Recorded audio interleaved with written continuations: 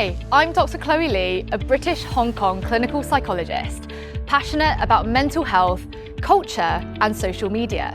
I bring real-life storytelling to facts and figures, turning psychology into something you connect with. Over 60% of UK adults are overweight or are obese. But weight isn't just about food. We talk a lot about what people eat and how much, but rarely do we ask why. And we know that cultural traditions where food is at the very centre, the economy and also stress all shape our relationship with food.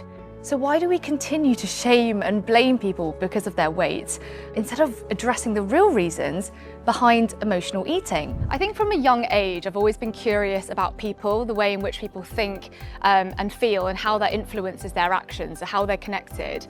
I think culture is a large part of that informs our way of thinking and our inclinations, but also the academic part of it, where I'm really making a real difference in people's lives alongside therapy. I'm Dr. KLOE Lee, and these are my top tips to being mentally fit and healthy this summer. Social media makes it easier than ever to compare ourselves to others.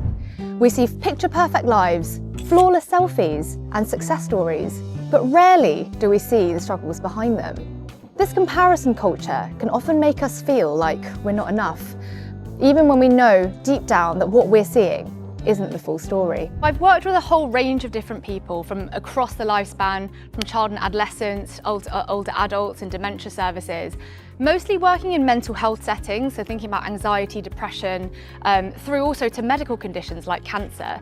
At the moment, I'm working in eating disorders and bariatric surgery. So my top tips for staying mentally fit and healthy this summer. Firstly, being socially connected. So maybe finding that free time to reach out to a friend that you haven't in a while, maybe doing something outside in the nice weather, getting a little bit of vitamin D whilst we're at it.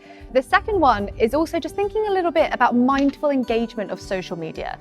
That might mean kind of unfollowing certain pages that aren't so good for your mental health. Mental health has become a popular conversation point over the last few years, but nearly half of men still aren't up for discussing their thoughts or emotions, which is quite a big problem. And I want to find out why. So studies show that excessive social media use can lead to anxiety, depression, and even low self-esteem. The constant stream of information, comparisons, and validation seeking can create a cycle of emotional highs and lows. But why is that? Well, it all comes down to dopamine, the brain's reward chemical. Every like, comment, or share gives us a tiny hit of pleasure. I think personally what interests me about the world of psychology is that it's so vast, there's so many different disciplines, it's also part of our health, the way we think, the way we understand the world and the way we respond to it.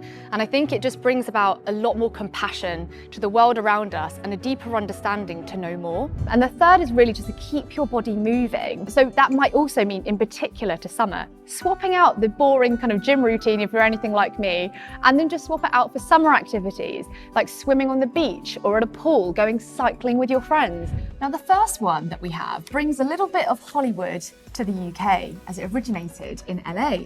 It's Barry's boot camp.